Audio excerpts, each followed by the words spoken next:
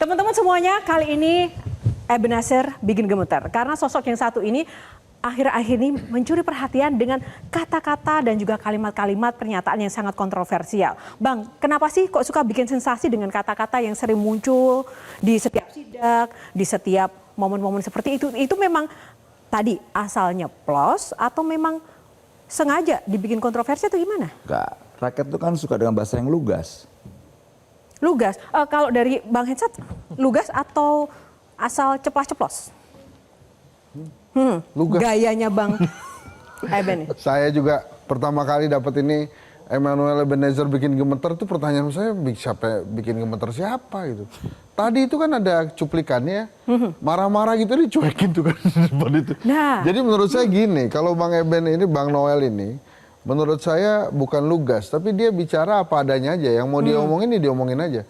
Coba tadi kalau kita dengarkan komunikasi politiknya Bang Noel, ini kan dia udah pejabat ya. Ngomong sama Harry Hori aja, tapi kurang lucu. Gimana sih gitu? Kayak kita ngomong jadi teman aja. Kayak mau berantem gitu ya bawaannya. Iya, memang bawaannya begitu. Jadi kalau orang nggak emosi tuh kelihatannya dia ada yang kurang sampai rumah pulang tuh. Jadi orang harus dibikin emosi kalau ngomong sama dia. Kan Metro TV kan juga menjadi saksi kan? Iya kan? Saksi banget. Nggak perlu kita jelasin lagi kan? Waktu itu gimana aksinya dia sampai ada security masuk. Jadi emang karena terlalu apa adanya, maka ya harus terima ya inilah Noel.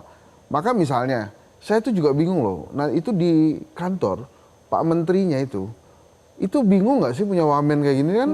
Mungkin kalau orang ditanya, Menaker siapa? Mungkin yang diingat adalah Noel, bukan Pak Yasirli gitu. Apalagi kemarin tuh gimana sih ceritanya?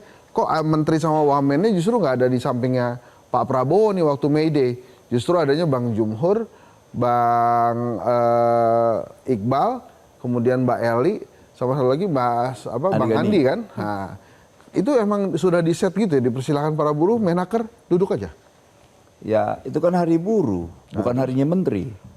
Jadi yang duduk samping presidennya buruh lah, ketua-ketua Definisi buruh coba menurut. Kenapa? Definisi buruh menurut Wamenaker. Ya pertama mereka mendapatkan upah, mereka dipita oleh pekerjaan, ya itu. Menerima upah nggak? Menerima juga, tapi kan kita pejabat yang menjabat membuat regulator, ya memang definisi itu betul. Kita juga sebagai menteri kan digaji, dapat upah dan sebagainya, ya buruh juga, gitu. Terus jadi tapi kan bukan buruh. hari pejabat buruh, atau hari pejabat menteri buruh. Ngerasa menjadi pejabat sekarang? Tadi katanya bukan jadi pejabat. Antara. Ini bentar lagi ngamuk nih. Tapi Bang Noel, tadi seperti Harry Hori di awal sempat sampaikan, kan Bang Noel dari aktivis juga dan sempat ojol juga dan sekarang pejabat. Ini titik yang diinginkan atau seperti apa sih? Ya gini, proses saya kan selain dari dunia aktivis, ya kita merasakan apa yang dirasakan masyarakat pada umumnya. Pernah juga saya menjadi pengamen. Salah satu pengamen itu kawan saya Adian. Desmond dulu ketua komisi 3 di DPR RI. Kebetulan beliau udah almarhum. Lantas banyak kawan-kawan saya di parlemen yang dulu sama-sama di jalanan. Nah kemudian prosesnya panjang lah ya, setelah dari aktivis nyari duit lewat ngamen di bus ya, puisi apa dan sebagainya. Lantas tahun 2016 kebetulan saya waktu itu sebagai relawan Jokowi juga dan relawan Ahok, ya saya lihat ada peluang mendapatkan duit yang begitu cepat tanpa harus korup, tanpa harus nyopet duit rakyat, jadi ojek online, driver ojek online. Nah, akhirnya saya daftar. Waktu itu kan ojek online itu kan kayak raja, dipanggil-panggilin sama platformnya, gitu loh. Nah sekarang kita kasihan kan miris ngeliat platform digital ketika driver ojek online ini sekarang menjadi budaknya. Dulu menjadi raja, sekarang jadi budak gitu. Itu gila sekali tuh. Nah tadi menarik loh, kalau jadi ojol itu kan karena cepat uangnya tapi nggak korup begitu kan. Nah pilih mana? Ketika jadi pejabat tapi ada potensi korup, uang juga cepat. Tapi dan sekarang jadi pejabat. Jadi pejabat nggak korup. Karena perintah presiden saya jangan korup. Kalau korup ya tahu resikonya, konsekuensinya. Ini presiden saya, ini presiden kita semua, ini presiden galak ini. Soal hal itu ya. Gitu loh. Artinya di republik ini kan pulang dapat duit itu banyak.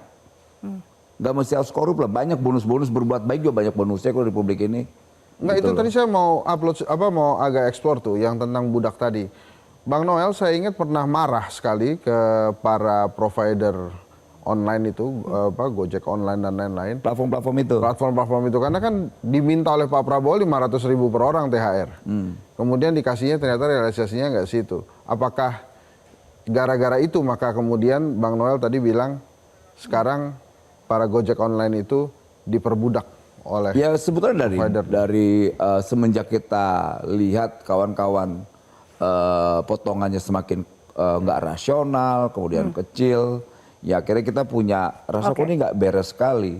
Dulu mereka ini kan adalah raja-raja, tuan untuk para platform digital. Bahkan sempat ada proses kalau bisa menjadi driver ojek online di platform digital, mereka dibayar gitu untuk merekrut agar kawan-kawan ojek-ojek opang-opang itu bisa masuk bergabung di platform digital itu atau driver-driver inilah. Oke. Gitu. Oke, ini menarik. Aplikator. Jelajahi cara baru mendapatkan informasi. Download Metro TV Extend sekarang.